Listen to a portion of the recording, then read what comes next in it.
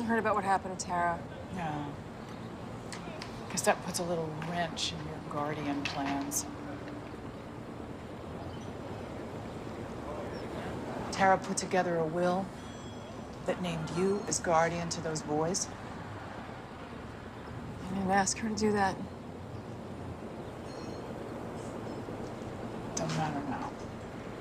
I guess not. Look, Gemma, I'm done fighting. The shit that went down last week almost cost me 3 years of sobriety. I can't do it. Abel's with his dad. If I try to change that, either I'm gonna get killed or he's gonna get hurt. Just keep them safe. Please.